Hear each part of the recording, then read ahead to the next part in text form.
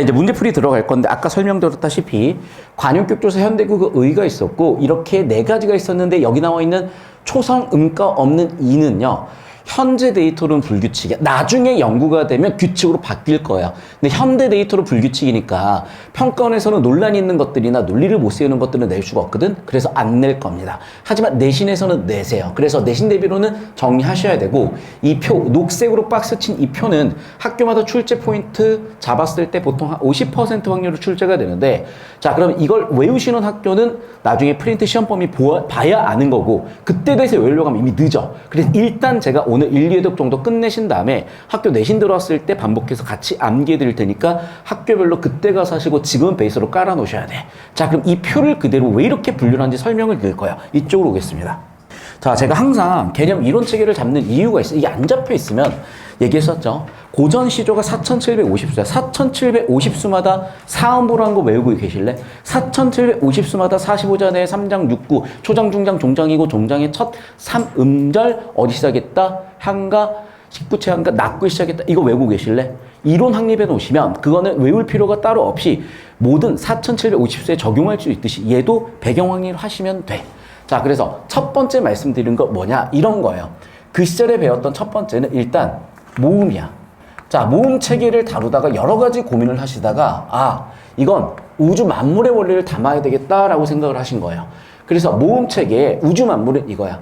하늘에 떠 있는 천체, 그리고 땅, 그리고 중간에 서 있는 인간 이렇게 세 가지로 했어요. 그래서 여러분 아시다시피 얘를 뭐라고 부르니? 천. 얘를 뭐라고 부르니? 하늘, 땅, 땅지, 그리고 중간에 서 있는 것 인. 그래서 우리는 모음 체계는 기본적으로 천, 지, 인으로 분류하고 갤럭시 쓰는 친구들은 삼성 휴대폰이 이렇게 돼 있을 거야. 자, 그러면 다시 한번 얘기할게. 천, 지, 인 체계에서 떠 있죠. 얘가 보통 양성 모음의 역할을 했어요. 두 번째 지, 땅에 붙어 있죠. 얘가 음성 모음이야. 그래서 음양의 조화까지도 철학적인 그 시절의 세계관까지도 담아 있는 거야. 인간은 중간에 있으니까 당연히 중성 모음이겠죠. 그래서 그대로 분류를 다시 하면 이렇게 되는 거겠죠. 첫 번째 뭐라고요? 양성 모음이요. 두 번째 뭐라고요?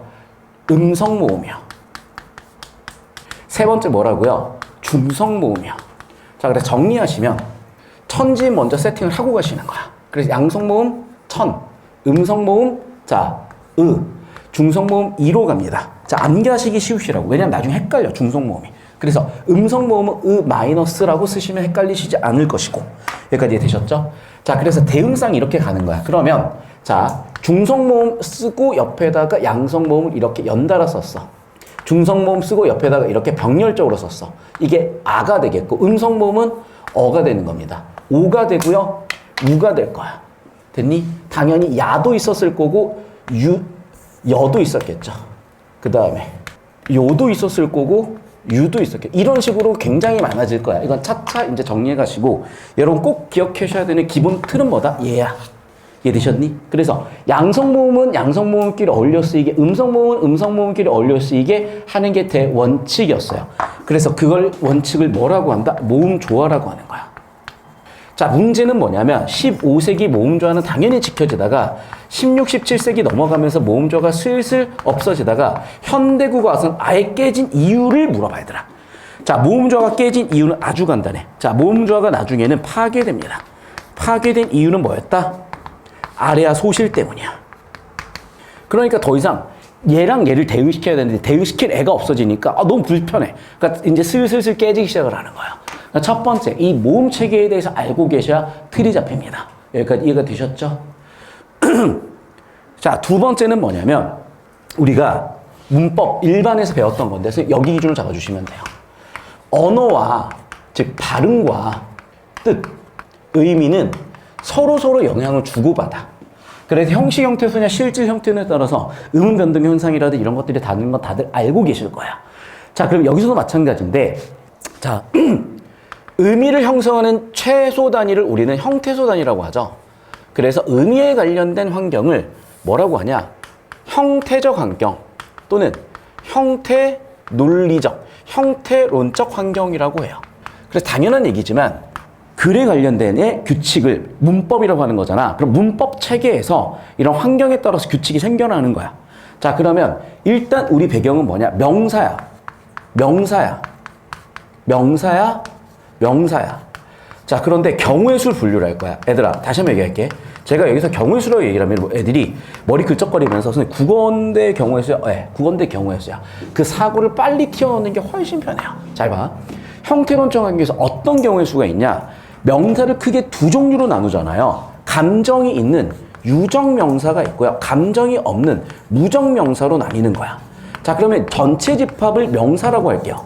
명사 전체 집합에서 당연한 얘기지만 감정이 있으면 유정명사, 없으면 무정명사겠지.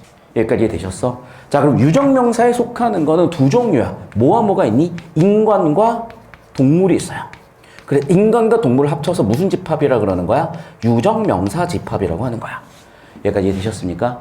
자, 그러면 유정명사냐 무정명사냐에 따라서도 규칙이 그 시절에는 존재했던 거야. 지금은 없어. 근데 옛날에는 그런 배경이 있었다는 거야. 자, 그럼 하나 더 얘기해 볼까?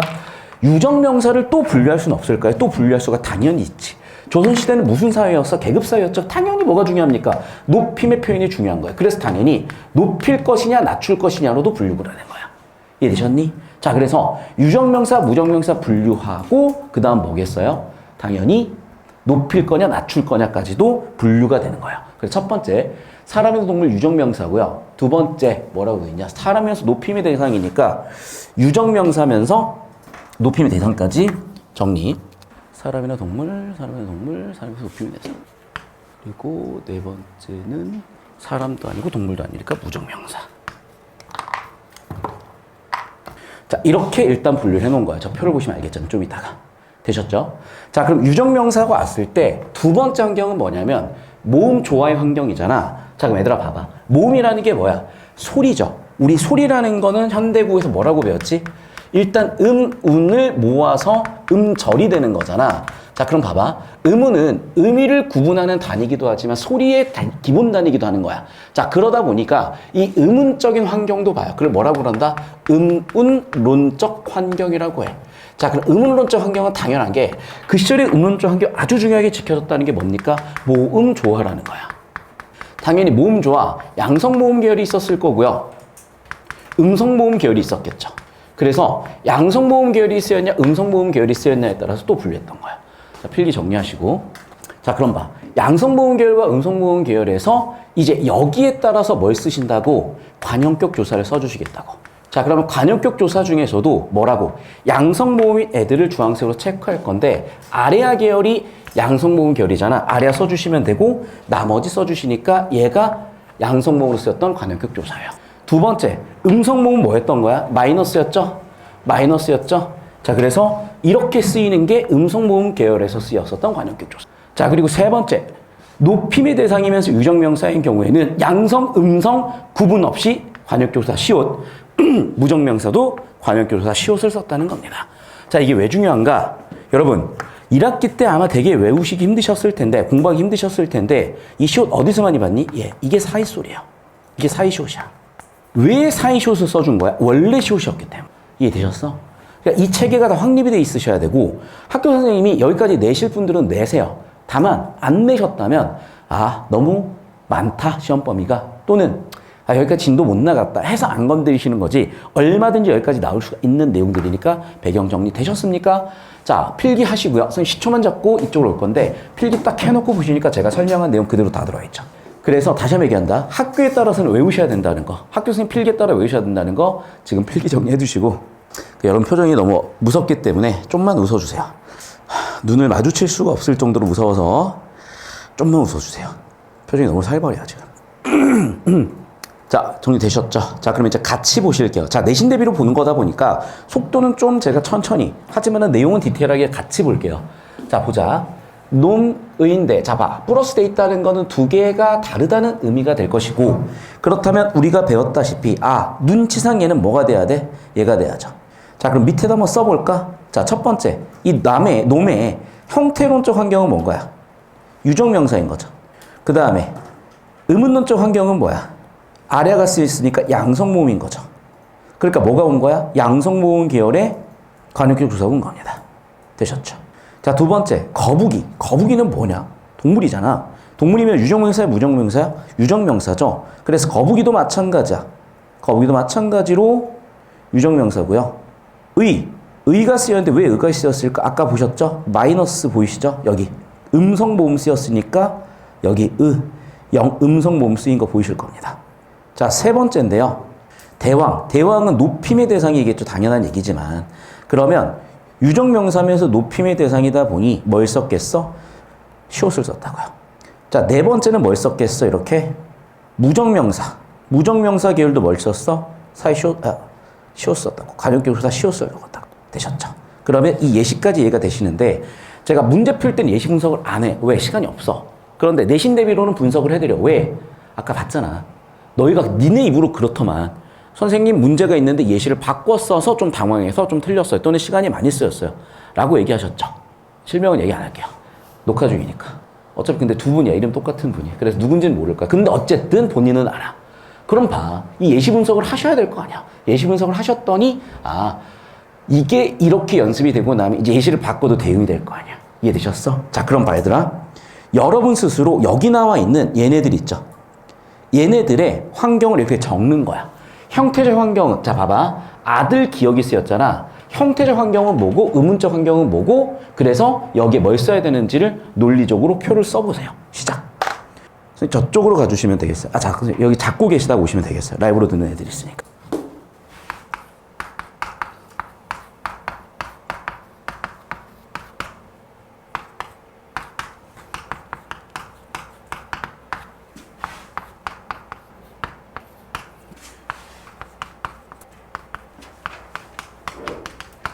자, 이쪽으로 봅시다. 자, 같이 볼 건데 일단 현대고 중세고 비교하시면 좀 이해가 쉬울 거예요. 그래, 부모 쓰였죠. 그 시절에 가든 15세기에는 초성 음가 없는 이로 쓰였겠구나. 이런 주격조사 확인하세요. 자, 두 번째. 이제 오늘의 메인 디시인데 아달인 거 보이시죠? 그럼 봐봐. 여기 무슨 모음이야? 양성 모음이죠. 자, 이 양성 모음을 우리는 뭐라고 쓰기로 했다? 의문론적 환경이라고 쓰기로 했다. 필기하셔야 돼. 손이 지금 바쁘셔야 시험날 살아남습니다. 저를 3년 뒤에도 보고 싶지 않잖아. 내후년에 끝내자고요, 우리 제발. 자, 그 다음에 무슨 환경이 있다? 형태론적 환경이 있다. 아들이라는 건 높임이니까 아니죠. 동물도 아니죠? 그러면 뭐야? 유정명사네, 일단. 자, 그러면 형태론적 환경은 뭐야? 유정명사야. 유정명사면서 양성모음 계열일 때 여러분 아시다시피 관용격 조사 뭐 썼다? 뭐니까? 양성모음이니까 아래야 적어줬죠, 이게. 되셨습니까? 그러면 기억에 들어올 애는 누구겠어? 얘라고요. 자, 이해 안 되셔도 필기하시다 보면 이해가 되실 거야. 자연스럽게 처리가 돼. 다섯 술 위인데요. 여기도 마찬가지야. 수레잖아. 수레는 무슨 명사야? 사람 아니죠? 동물도 아니죠? 무슨 명사? 무정명사야. 무정명사는 볼 필요 없이 시옷 쓴다고 배우셨잖아. 되셨니? 그래서 얘가 들어오고 얘가 들어오신다. 자, 그래서 필기 정리하셨으면 기억, 니은 정답 보이실 겁니다. 1번 되시겠네. 됐죠? 자, 그래서 지금 많이들 좀 틀린 학생들이 있는데 자, 이거를 정리하셔야 되고 당연한 얘기지만 복습 필기까지 마무리 좀 해주셔야 되겠어. 자, 영상 여기까지 잠깐 끊을게요.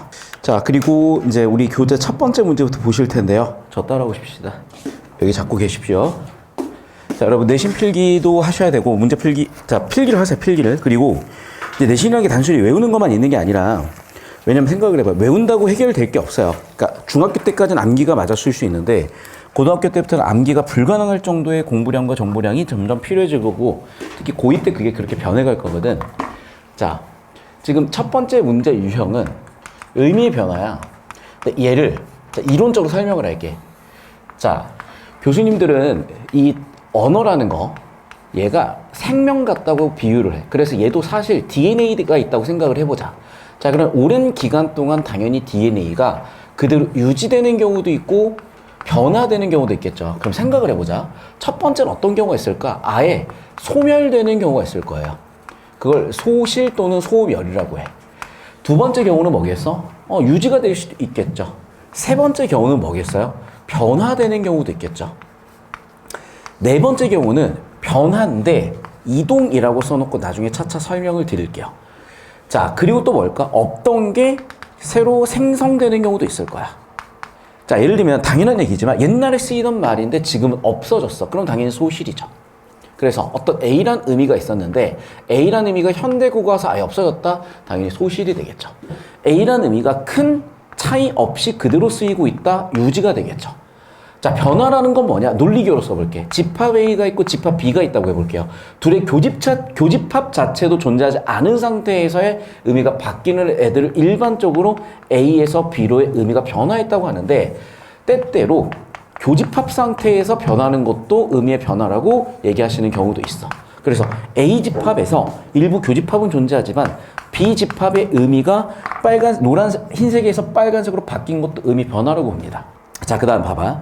이렇게 의미 변화 또는 의미의 이동이 있었을 텐데, 대표적으로 또 그걸 또 세 가지로 분류해보자면 지금처럼 아예 의미가 바뀌는 경우나 확대되거나 축소되는 경우가 있어요. 그래서 첫 번째 경우는 이동된 경우야, 의미가. 두 번째 경우는 확대된 경우인데, 예를 들면 이런 거야. 그리고 축소된 경우는 예를 들면 이런 경우야. 자, 과거의 놈이라는 거는 15세기의 놈이라는 거는 현대 국어로 풀었으면 모든 사람을 뜻해. 자, 그런데 아시다시피 20세기의 놈이라는 단어는 사람 중에서도 어디에 속하니? 여기에 속하죠. 자, 무슨 얘기야? 자, 일단 남녀를 갈라야 돼. 거꾸로 썼네. 그 다음에 남자 중에서도 높임의 대상이 있고 낮춤의 대상이 있죠. 그럼 결국 20세기의 놈이라는 의미는 어떤 의미니? 남자이면서도 낮춤이죠. 그런데 이게 15세기는 어떻게 됐다고? 놈이라는 거는 전체 사람이었다고.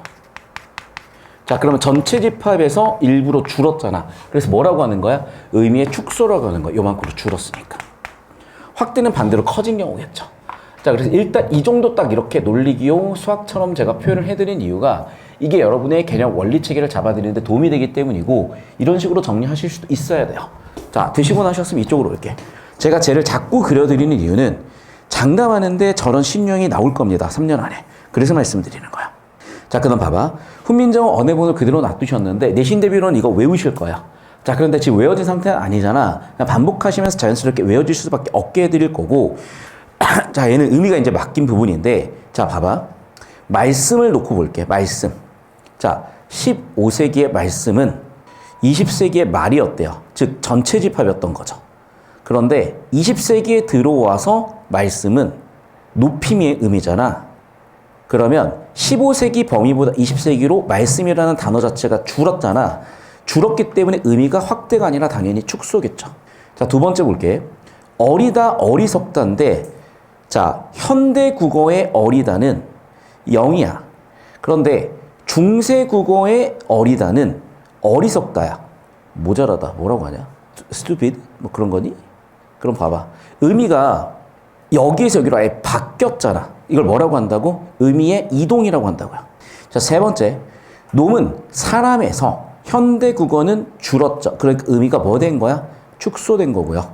네 번째는 하다가 많다였대요.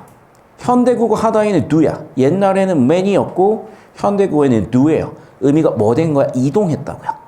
5번 선지 볼 건데, 어여쁘다, 가엽다, 불쌍하다, 짠하다에서 현대국어 예쁘다, 프리티하다잖아. 그럼 뭐야? 의미가 바뀐 거고 아예 A 집합에서 B 집합으로 의미가 바뀐 거니까 의미 이동이구나. 정답 5번 딱 정리해 주시면 되는 거였죠. 그러니까 어렵지 않게 푸셨을 건데 중요한 건 이거야. 자, 이런 문제에서 우리는 당연히 문제는 푸실 줄 알고요. 시간 단축이 핵심이야. 시간 단축하는 팁은 뭐냐? 첫 번째는 개념 확립이 돼 있으셔야 되고, 두 번째는 연습이 돼 있으셔야 되고, 그 과정에서 의도라든지 시간 단축하는 연습이라든지 좀 생각을 속도감 있게 가져가시는 것들 하셔야 되겠죠. 자, 계속 가겠습니다. 두 번째 문제고요. 자, 이것도 제가 몇 번 설명드린 건데, 자, 모음, 조화, 표를 안 보고 지금 그려봐. 이게 인출이고 이게 시험장에서 하시는 일 하는 거야. 자, 그래서 고개 들어오시면 첫 번째 개념은 얘고요. 자, 두 번째 개념은 뭐냐면, 두 번째 개념은 의문의 변동인데, 정확하게는 의문의 소실이라고 하는 게 정확한 표현이야. 중세국어는 없어진 게 이 네 가지가 있으니까 의문의 소실이야. 자, 그럼 대표적으로 아래와 같은 경우에는 소실이 되는데, 소실이 되는 이유는 간단해 얘들아. 그 지위가 약해서 그래.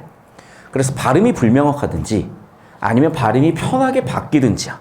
그래서 아는 아랑 뭐 이런 느낌으로 발음했을 거야. 뭐 이런 느낌이었어. 그러다 보니까 얘가 그냥 아나 으로 갔던 거야. 그래서 첫 번째 뭐라고요? 첫째 음절에 놓였을 때는 아로 갔고 둘째 음절 이하에서는 으로 갔는데 이게 또 약간의 불규칙은 있지만 어쨌든 이거야. 첫째 음절에선 아로 갔고 둘째 음절 이하에서는 으로 갔다라고 정리하시면 되겠고 자 그럼 니은에서 첫째 음절 으로 갔으니까 아니죠. 첫째 음절 아로 갔으니까 괜찮죠. 둘째 음절 으로 간 건데 얘는 첫째 음절 얘기한 거니까 당연히 아니고 첫째 음절 아로 갔죠. 둘째 음절 갔죠. 될 수 있는 건 2번, 4번 두 개 남았습니다. 자 그리고 다시 기억 돌아와서 단어의 둘째 음절 이하에 놓인 모음 둘째 음절 모음 사슴이 됐구나. 정답이 면 끝이구나. 어렵지 않게 푸셨을 거고 제가 이 문제를 낸 건 다시 한번 얘기하지만 두 가지 의도 때문이야. 첫 번째는 이런 유형을 반복해서 내실 거고 두 번째는 시간 단축하시라고요. 자 필기 정리되셨으면 오른쪽으로 넘어오겠습니다. 자 이제 이 부분인데 이 비읍을 뭐라고 하냐면 이 비읍의 이름은 순경음 비읍이에요. 자 원래 잘 들으셔. 얘는 뭐냐? 28자모에 포함되지 않습니다. 그럼 왜 썼냐? 얘는 한자음 발음 때문에 쓴 거야. 근데 얘가 되게 빈도가 많이 나와요. 이해되셨죠? 그리고 얘는 나중에 어떻게 바꾸냐? 아예 소실되거나 비읍으로 가거나 오우 반모음으로 가거나 등등으로 바뀌어. 그래서 얘가 나중에 비읍 불규칙 아시죠? 비읍 불규칙의 이유가 돼. 그래서 여러분이 이제 어간이나 어미 활용해서 용언에 활용해서 불규칙 크게 5가지 배우실 텐데 어간 불규칙 5가지 배우실 건데 얘가 사실은 비읍 불규칙의 이유가 됩니다. 됐죠? 여기까지. 자 그래서 기억, 가는 순경음 비읍 얘기고요. 나의 얘기는 뭐냐면 봐봐. 첫소리 초성이죠.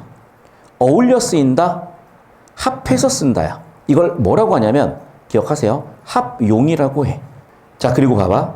쓴다지. 나란히는 병, 열할 때 병, 쓴다 서예요. 그래서 뭐라고 하는 거야?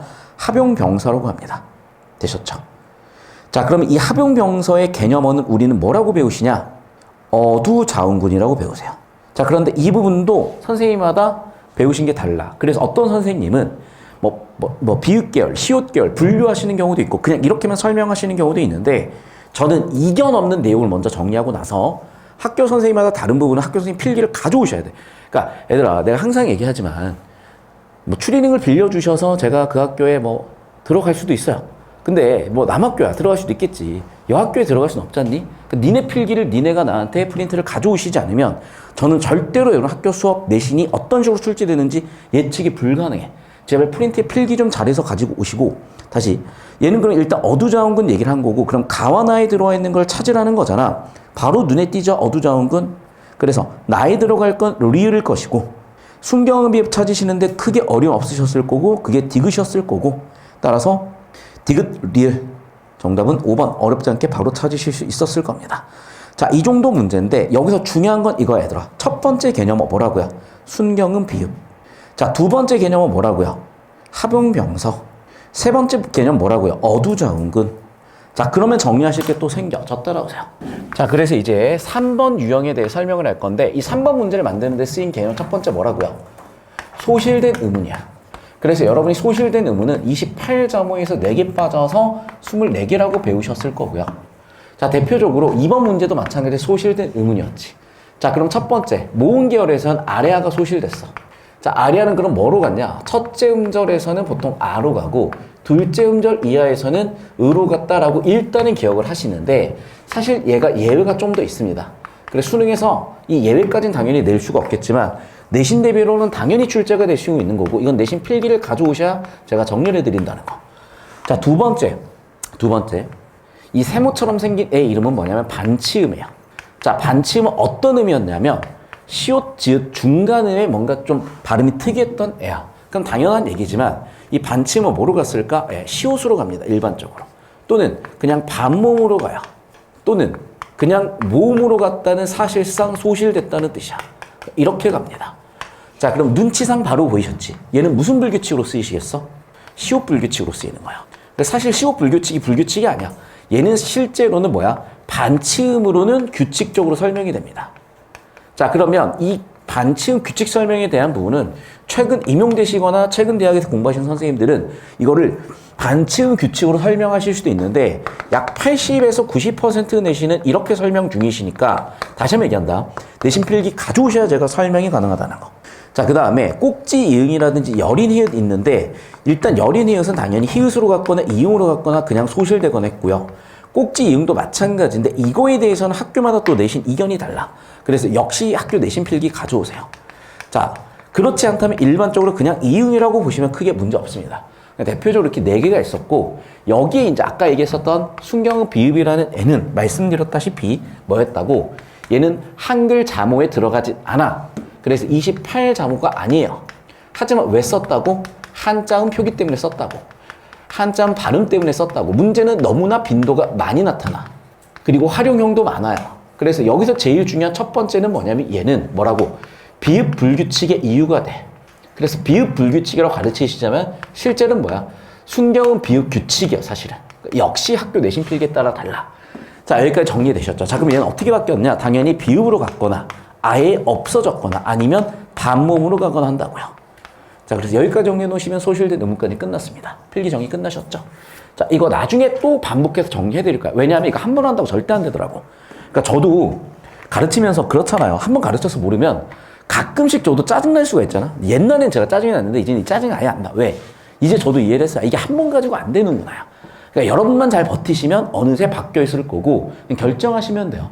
얘들아, 인생 살면서 여러분이 어떤 꿈과 목표와 희망이 있을 거야. 그게 내신 1등급이 될 수도 있겠고 뭐 수능이 될 수도 있겠고 뭐 야구 선수가 될 수도 있겠고. 근데 이런 거죠. 예를 들면 나는 키가 정확히 얘기 드리는데 키가 180이 조금 안 돼요. 저는 이 키로 초등학교 6학년 때 이 키였어요. 그러니까 저는 제가 농구 선수가 될 줄 알았어요. 저는 그래서 키가 2m가 너무 어떡하지? 너무 거인이 되면 어떡하지? NBA를 진출해야 되나? 이런 쓸데없는 고민을 했었어. 그런데 초등학교 6학년 때 키로 평생을 살지 몰랐어요. 당연히 농구 선수 못하는 거지. 그런 거야. 내가 농구 선수가 될 수는 없잖아. 그러니까 그런 거는 메타인지로 아시면 돼. 그런데 그게 아니라 여러분 지금 여기 앉아가지고 수업을 듣고 있는 것만으로 여러분의 공부에 대한 자질이 없진 않아. 내가 봤을 땐 그래요. 그냥 의지와 의욕의 문제고 가치관의 문제고 그냥 소위 얘기하는 철의 문제야. 철은 들어 언젠가는. 근데 나이 30 먹고 드시면 나이 30 먹고 이 자리에 앉아서 수능 수업 듣고 있으셔야 돼. 더 힘들어. 그냥 지금 고생해서 끝내놓으십시오. 자, 잔소리 그만하고 이쪽으로 다시 와서 이제 소실된 의문에 대한 개념 설명은 끝났고 두 번째는 뭐야? 글 쓰는 방법인데 저기 나온 게 뭐냐? 합용병사라는 개념이 나와요. 합용병사는 말 그대로 합해서 사용해서 연달아 쓴다야. 아까도 얘기했던 이런 애들이야. 이런 애들이야. 뭐 이런 애들이야. 이거에 대해서도 여러 가지 견해들이 있어. 이 이견들은 역시나 학교 선생님마다 다 견해가 다르시기 때문에 학교 내신 필기 가져오세요. 그런데 수능 및 내신 공통으로 얘는 결국 뭐라 그러냐? 어두자운근인데 다시 한번 얘기한다. 어두자운근인 애가 있고 아닌 애가 있다고 하시는 선생님이 계시기 때문에 제발 좀 내신 필기 가져오셔서 학교별로 제가 따로 정리해 주시게 하시는데 이게 문제는 여러분이 연습하다 보면은 그냥 어두장군으로 봐버리는 학교 선생님 내신 필기와 다른 문제를 또 학교 선생님 프린터로 내실 수가 있어. 왜? 어차피 내신 문제들 다 어디서 나온다 그랬냐? 수능에서 나온다 그랬지. 평가원에서 나온다 그랬지. 그러다 보니까 평가원 원형을 변형하시는 과정에서 이게 또 오류가 생길 수 있으니 좀 필기를 가져오시고 합용병사 비슷한 애들이 뭐냐면 각자 병서야. 자, 함자어를 풀어서 드릴게. 얘들아 힘드시면 그냥 필기하시다 보면 그냥 공부가 되세요. 필기하십시오. 영상 촬영 중간중간 체크 한번 해주세요. 자, 그럼 봐봐. 잘하는 건 글자야. 각은 각각이야. 각각이란 뜻은 뭐냐면 같은 것들을 의미해요. 같은 글자를 병렬적으로 쓴다야. 됐니? 그럼 같은 글자를 병렬적으로 쓰니까 뭘 얘기하겠어? 이런 애들 얘기하겠죠. 이해되셨어? 그래서 현대국어에서는 얘가 된 소리야. 됐죠? 여기까지 정리하시고 자, 그러면 어두자운근은 추후에 현대국어로 오면서 뭐가 되니? 된 소리가 돼요. 그런데 과거에는 어두자운근의 반응을 전체 다 했어요. 자, 그런데 다시 한번 얘기한다. 이 합용명사 관련해서 내신 필기와 내신 선생님 견해가 너무 다르니까 가져오셔야 돼. 어떤 선생님은 어두자운근인 애와 된소리인 애를 이때부터 구분하시는 경우도 있고 아닌 경우도 있으니까 정리하시고. 자, 되셨으면 이제 다시 이쪽으로 넘어오겠습니다. 자, 그럼 문제 푸는데 필요한 개념들은 설명이 끝났고 이제 4번 문제 가볼게요. 자, 그럼 봐. 내가 이제 설명했던 내용이 계속 덧붙이는 거 보이시죠? 자, 봅시다. 15세기 국어 의문의 표기의 특징. 반치음도 있었고 순경음 비읍도 있었다. 초성에 오는 애들은 전부 다 발음했다. 기억하죠? 자, 그럼 봐봐. 자, 여기다 뭐라고 쓸래? 세모에다는 써. 뭐라고? 반치음. 자, 반치음은 왜 중요한 거야? 시옷 불규칙을 설명하기 때문인 거야. 자, 순경음 비읍 왜 필요한 거야? 얘는 비읍 불규칙을 설명하기 위해서요. 자, 계속 본다. 자, 초성에 오는 비읍, 디귿 등등은 뭐야? 얘는 어두자음군이었죠? 어두자음군은 원래 모두 발음됐어. 그러다가 브스, 뜻 발음하기 힘들죠? 된소리가 됐다고 나중에. 자, 그리고 이거 중요한 부분인데, 자, 종성은 최초에 8종성을 썼다가요. 7종성을 썼다가 7종성을 써. 이거 잠깐 저랑 설명할게요. 자, 이쪽으로 오겠습니다. 자, 이제 4번 문제 풀면서 여러 가지 개념어들이 있는데 제일 중요한 것 중에 하나가 바로 종성의 변화야. 자, 그럼 봐. 종성의 원칙은 뭐냐면 이거야. 종성, 부용, 초성이에요. 자, 한자어 표기니까 우리 국어로 번역을 해볼게요. 종성은 부용한다. 무엇을? 초성을. 아시죠? 중국어 어순하고 영어 어순하고 똑같은 거. 그래서 주어, 서술어, 목적어 구조야. 그래서 다시 종성은 부용, 서술어 한다. 무엇을? 초성을. 자, 이제 한국말로 얘를 풀어볼게. 그럼 뭐니? 네. 종성은 다시 정확하게 종성자는 초성자를 다시 사용한다. 자, 되셨죠? 자, 그래서 최초의 종성자는 8개였어요. 그게 나중에 7개, 7개로 바뀌어. 그러면서 역시 받침에 디귿을 쓸 거냐, 시옷을 쓸 거냐에서 불규칙이 생겼는데 그 불규칙에 규명을 하는 게 교수님들의 지금 연구 주제이기 때문에 계속 나오는 거야. 그래서 아시다시피 8종성일 때는 기억, 니은, 디귿, 리을, 미음, 비읍, 디귿, 리을, 미음, 비읍, 이응, 시옷. 하나, 둘, 셋, 넷, 다섯, 여섯, 일곱, 여덟. 에서 7종성으로 바뀌는데 이게 왜 바뀐 거냐? 발음을 하다 보니까 슬슬 변해요. 대표적으로 이런 거다, 얘들아. 기억, 디귿 같은 경우에는 이 시절에는 뭐가 아니었냐면 구개음이 아니었어요. 드트, 구개음이 아니었어. 구개음이 아니었기 때문에 드트 다음에 이모음 오면 구개음화 일어나잖아. 그래서 이 시절에 구개음화가 안 일어났어. 잘 들어야 돼. 이게 누구 대가리를 터뜨렸냐면 여러분 지금 우리나라에서 이제 의대 가지고 보통 의대 입결 가지고 고등학교 서열을 세우잖아. 우리나라 의대 입결 1위가 휘문이에요. 휘문 이번 고3 1학기 중간고사에 갑자기 뜬금포로 얘가 구개음화가 아니었던 이유를 서술하셔야. 애들 다 터졌지. 물론 그거 맞추는 새끼들은 1등급이에요. 휘문에서도. 그 얘기야. 그래서 이걸 갑자기 뜬금포로 내셨는데 이렇게 내신 유형들은 학교 선생님들끼리 또 공유하는 측면이 있어서 기억해 놓으시고 다시 돌아와서 자, 그러면 결국 무슨 얘기야? 얘가 구개음이 아니었다가 나중에 구개음이 됐다는 애는 결국 헷갈리기 시작한다는 거예요. 그래서 뭐가 헷갈리냐? 디귿과 시옷이 계속 헷갈려요. 그래서 최초에는 뭐냐면 시옷을 받침으로 적자라고 했다가 아니다. 디귿을 받침으로 적자로 가요. 그 과도기가 있었겠죠. 처음에 이렇게 쓰이다가 혼재됐다가 예로 결정했다가 예로 결정해서 이게 현대국어까지 옵니다. 자, 이것도 필기 정리를 해놓으시고 됐죠?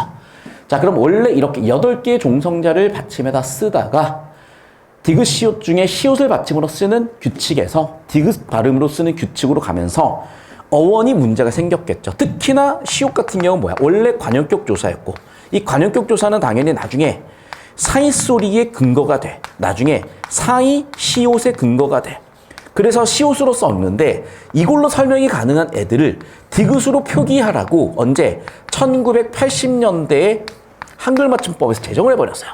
그래서 이 한글 맞춤법도 사실은 틀린 것들이 많아. 그래서 이 한글 맞춤법에 대한 비판의 근거로 쓰이는 게 또 이 내용이 이건 당연히 수능에도 출제가 됐고 내신에도 슬슬 나오실 수 있으니까 여기까지 필기 정리해 놓으시면 되겠어. 자, 필기 정리 끝나셨으면 이 4번 문제까지 같이 푸실 건데 자, 그럼 봐봐. 이쪽으로 오실게요. 1번 선지. 자, 필기한 다음에 칠판 필기할 시간 드릴게요. 여기 나오는 순경은 비읍이죠? 쓰세요. 선생님, 왜 써야 되는데요? 복습하기 위해서. 시험 전에 복습하려면 시간 없어. 시험 끝나고 복습하시 싫죠? 3년 뒤에 시대인재 가서 한 달에 500만 원 학비로, 한 달에 생활비 200만 원, 한 달에 700만 원, 1년이면 7천만 원을 쓰시면서 후회하지 마시고 지금 하십시오. 제발. 여러분 본인은요, 내가 이제 좀 깨달아요. 조카가 너무 예뻐졌어. 처음에는 좀 저는 꼬맹이들 귀여운 줄 잼민이들 귀여운 줄 몰랐거든요. 잼민이들 적당히 떠들고 땡땡거려야지. 그런데 희한해. 조카 잼민이 너무 귀여워. 그래서 이번에 조카 잼민이 데리고 가가지고 제가 야구를 보러 갔어요. 아시다시피 이번에 또 우천 취소돼서 개판 났잖아. 할 게 없는 거야. 조카 잼민이 손 붙들고 뭐하지 이러면서 야구장 주변을 딱 돌고 있는데 카페가 하나 있었어요. 애가 거기 가서 이렇게 데려갔더니 뭘 먹고 싶대. 그래 뭘 사줬어. 그래서 이제 제가 이제 집에 오는 날이었을 거 아니야. 집에 오는데 꼬맹이가 갑자기 삼촌이 빵을 사줘서 자기도 고맙다고 집에 있는 뭔가를 들고 나와서 주더라고. 그게 너무 예뻤어요, 저는. 그러면서 부모님 마음을 이해하게 됐어. 부모님 왜 사실까? 이걸 강요하고 싶은 거 아니야. 효도 강요하고 싶지 않아요. 저는 이제, 그래, 좀 얘기할게, 다시. 그래서 부모님 마음을 왜 이해했냐? 부모님 사시는 이유는 아마 여러분일 이유가 80% 이상일 거야. 특히나, 왜 돈을 버냐? 니네 학비 되고 니네 잘 되라고 돈 버시는 이유가 정말 클 것 같아. 여러분, 한 달에 700만 원 진짜 눈 튀어나오는 액수거든요. 근데 부모님 그걸 하실 거야. 근데 부모님 고생시키는 건 둘째 치고 그 돈 안 아깝냐? 왜 1, 2, 3학년을 어영부영 하다가 시대인재다가 1년에 1억씩 꼬라박고 있어? 제발 좀 여러분 3년 안에 끝내세요. 돈 아까워서 한 얘기야. 그리고 여러분 나이 들면요 남자고 여자고 안 예뻐져. 언제 예뻐? 지금이 제일 예뻐. 21살, 2살, 3살, 4살 때가 제일 예뻐. 왜 그 예쁠 때 재수학원 들어가서 연애를 해야 되냐 말해야 되냐 고민을 하고 있어. 제발 좀 인생 썩히지 말고 3년 안에 끝내시라니까. 3년 안에 대학 가세요. 자, 2번 선지 본다. 자, 비읍, 디귿 둘 다 발음했었죠? 이걸 뭐라 그랬다? 합용병서 또는 어두자음구냐. 다시 한번 얘기한다. 쌍기역은 어두자음군 아니고 합용병사 아니다. 얘는 뭐야? 얘는 뭐야? 각자병서야. 자, 계속해서 그래서 당연히 둘 다 발음됐다 기억하실 것이고, 자, 기억하셨죠? 8자음으로 15세기에는 발음을 했었다. 정답 3번이시죠. 자, 이건 무슨 얘기하는 거야? 이건 현대국어 얘기야. 정답 3번 보이셨을 겁니다. 2번, 그리고 이제 여기 이 점들 있죠? 이 점은 뭐라고? 사성, 4개의 성조가 있었어. 이제 성조에 대한 얘기야. 자, 필기 정리하시면 되겠고, 자, 정리 끝나셔서 앞으로 개념으로 올 텐데, 잘 봐. 성조라는 게 현대 국어에는 거의 안 남아있는데, 방언에 남아있어. 우리를 들면, 저는 고향이 저희 창원이에요. 고향이 창원이어서 다 까먹었어. 자, 그럼 봐봐. 우리 경상도 친구들은 이와 이를 구분을 하잖아. 그래서 이 4개를 구분을 할 줄 알잖아. 자, 그 얘기야. 이게 이제 사성이었던 거고 예전에. 자, 그럼 사성이 어떻게 됐었던 거냐? 이렇게 돼요. 자, 그래서 봐. 이제 자, 이거 높낮이를 표현한다고 쳐보자. 그 높낮이를 표현할 때 평성은 그냥 아래 깔려. 얘는 옆에다가 아무것도 없어. 점 같은 게 없어. 두 번째 왼쪽에다 점을 찍었었는데 두 번째 거성은요. 높은 소리라고 높고 짧은 소리라고 돼 있잖아.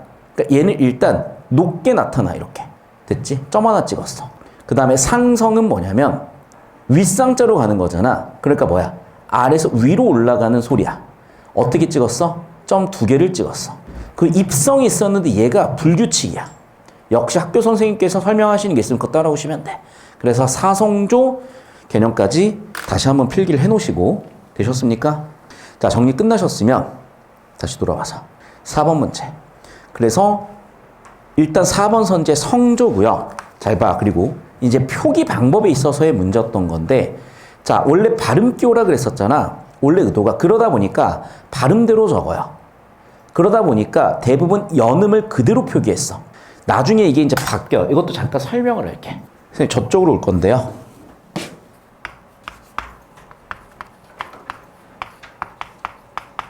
잘 보세요. 깊다의 깊은 당연히 원형이 깊은이야. 그러니까 이렇게 써줘야 의미가 전달이 될 건데 얘기했었죠. 원래 목적이 뭐였다고? 원래 목적이 발음 기호야. 그러니까 원래 목적대로 깊은으로 쓰려고 한 거야. 그럼 봐. 연달아서 표기를 했으니까 그걸 연달아 표기를 했다. 연철이라고 하는 거야. 언제? 15세기 창제 당시에. 근데 쓰다 보니까 어떤 문제가 생기니? 발음 전달이 잘 안 돼. 즉 의미 전달에 문제가 생겨요. 그래서 원래 발음에 문제가 생기는 걸 발음대로 썼더니 다시 문제가 생긴 게 다시 한 문과 우리의 발음이 달라서 생기는 문제를 해결하기 위해서 발음 기호로 쓴 거야. 근데 발음대로 적어봤더니 의미 전달이 안 돼. 의미 전달이 안 되는 문제를 해결하기 위해서 어떻게 썼을까? 그때는 거듭해서 적었다라고 해서 중철이라고 해요. 그러니까 그럼 중철 어떻게 했을까? 이렇게 2번 적어준 거야. 그래서 이렇게 2번 적었던 적이 있어. 왜 2번 적었을까? 첫 번째, 원래 목적인 발음도 살리고 싶고요. 2번째, 의미적인 측면에서 봤을 때도 살리고 싶었던 거야. 근데 얼마나 비생산적이니? 그래서 나중에 결국 어떻게 가는 거야? 분리해서 적는 분철로 갑니다. 그래서 분철이라고는 분리해서 적었어. 그럼 이제 현대어 포기처럼 어떻게 가? 깊은으로 가는 거야. 여기까지 이해되셨니? 그래서 얘가 15세기였고요. 16세기로 넘어가면서 이렇게 되는데 중간에 이제 과도기가 있었겠죠. 16, 17세기부터 이렇게 가는데 중간에 과도기가 있었다. 연철, 중철, 분철까지 이해하시면 되겠다. 자, 필기 정리해 두시고 정리 끝나셨으면 저 연철 내용이 이 내용이라는 거예요. 자, 그리고 방금 5번 문제까지 우리가 풀이 설명은 해드렸죠. 자, 정리하시고 자, 영상은 잠깐 끊겠습니다. 자, 계속해서 6번 문제입니다. 다음 보기에 중세국어 자료에 나타나는 특징을 탐구해보자. 자, 봐봐. 없던 뭐 이렇게 보였고 10번. 자, 봐도 뭔지 모르겠어. 그래서 선지를 볼게요. 1번 보았더니 모딘이 모진에 대응되는 것을 보니 아까 얘기했었죠. 국외음화가 있었는지 없었는지 첫 번째 개념을 적을 거 이겁니다. 자, 15세기와 20세기 현대국어의 차이점 첫 번째는 국외음화가 없었다가 근대 오면서 생겨났는데 이유가 뭐냐면 디귿 뭐였다? 국외음이 아니었다. 정확히 죄송해요. 치조음이 아니었다. 자, 두 번째 볼게요. 없더니 없던에 대응하는 것을 보니 이어적기로 하였군. 정답 2번인데 여러분, 자, 이어적기는 우리는 뭐라고 배우셨지? 연철이라고 배우셨잖아. 자, 그럼 봐 얘들아. 연철을 하려면 어떻게 썼어야 돼? 연철을 하셨으면 언에서 던이 돼야 되는 거거든요. 이해됐니? 여기까지? 근데 봐. 지금 보시면 알겠지만 현대 국어에도 던이고 중세국어도 던이잖아. 그러니까 여기 나와 있는 던은 뭐뭐 하던이라는 어미잖아요, 지금. 그럼 이제 어간인 애들이 원래 이런 형태가 돼줘야 되는 거거든. 근데 봐. 어간이 원래 이런 형태였던 게 아니라 어미가 이미 던이기 때문에 어간이 원래 얘였을 것을 추정할 수가 있어. 다시 설명을 할게. 자, 무슨 얘기냐면 이거예요. 얘가 원래 던이었을 수도 있고 언이었을 수도 있고 자, 저쪽에 필기할게요. 자, 이쪽 봅시다. 다시 봐봐. 이쪽 올게요. 무슨 얘기냐면 봐. 얘였을 수도 있고요. 얘였을 수도 있고 얘였을 수도 있다는 거야. 자, 그럼 보세요. 연철로 했으니까 당연히 어떻게 썼겠어? 이렇게 써야죠. 얘는 그대로 이렇게 썼겠지. 얘도 당연히 그대로 썼겠죠. 문제는 뭐니? 팔종성을 썼기 때문에 얘는 15세기에 이렇게 표기 자체가 안 됐을 거라고요. 그러면 결과적으로 원래 얘였는지 판단하는 근거가 있어야 되잖아. 그 근거는 뭐라고? 현대국어예요. 그럼 보시다시피 현대국어에서 보시니까 뭐가 있었어, 지금? 즉, 던이 쓰였잖아요. 그러니까 원래 이런 형태였을 거라고 추론해 볼 수가 있는 거지. 여기까지 이해되셨을까? 그래서 다시 한번 얘기한다. 원래 이 형태였던 거지 얘가 넘어간 게 아니라고. 그래서 정답은 2번 되시는 거고, 혹시 좀 이해가 안 되시는 거는 정리해 놓으셨다가 차차 또 질문해 보시면 될 것 같아. 자, 다시 이쪽으로 오겠습니다. 자, 당연히 3번 선지 뭐였니? 아래아가 있고 쓰세요. 그래야 반복되시면서 시험장에서 기억이 나실 거고. 자, 여러분 기억하셔야 되는 게 이제 모세 같은 경우인데 얘들아 잘 봐. 모세에서 오가 쓰였죠. 그 다음에 아가 쓰였죠. 전부 다 양성이니까 양성끼리 썼어.